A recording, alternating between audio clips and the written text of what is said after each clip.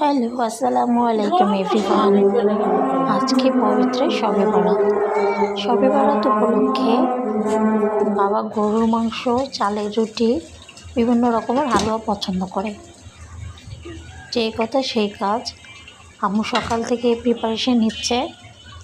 আজকে ঝাল ঝাল গরুর মাংস হবে, ভুনা, সাথে চালের রুটি। তো গরুর মাংসটা আমার মা খুব স্পেশালভাবে বানায়।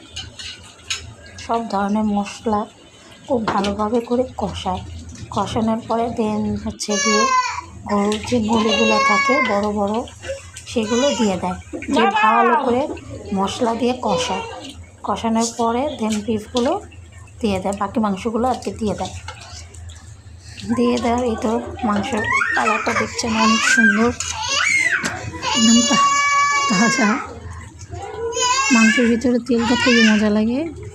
তেলটা থাকলে একটু ঝোলটা খেতে টেস্ট লাগে রুটি দিয়ে। এই তো মাংসটা দেওয়া হয়ে গেল সম্পূর্ণ। দেন মা নাড়াচাড়া করছে, ভালো করে মিশিয়ে নিচ্ছে মশলা দিয়ে, গুঁড়া মাংসটা মিশিয়ে নিচ্ছে ভালো করে মেটানোর পরে এটা গিয়ে চুলার মিডিয়াম আঁচ দিয়ে মাংসটা সিদ্ধ হবে। যখন সিদ্ধ হওয়ার সাথে সাথে মাংসটা হয়ে যাবে। মাংসটার কালারটা খুবই সুন্দর, ছবি তোলার লোভ সামলাতে পারলাম না, তুলে ফেললাম।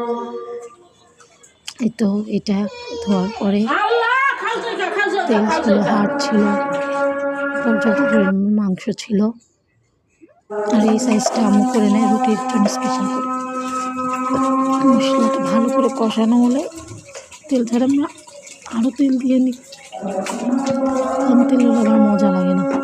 মশলা, তেল সব কিছু একদম পরিমিত হলে খাবারটা খেতে মজা লাগে। আজকে রাতে গিয়ে সারা রাত নামাজ পড়বো, রুটি থাকবে, গোশ থাকবে, যার যখন যেটা মন চায় খাবে। এই তো আজকে খাওয়া দাওয়া হবে, নামাজ পড়া হবে। আমাদের বাসায় প্রতি বছরই আমরা এইভাবেই করি। আগের দিন গিয়ে হালুয়াটা বানিয়ে রাখি। শবে বরাতের দিন আমরা গরুর মাংসটা রান্না করি আর গিয়ে রুটিটা বানাই। দেন পোলাও, মুরগির মাংসটা পরের দিন করি। রোজা রাখার পরে ওইটা আমরা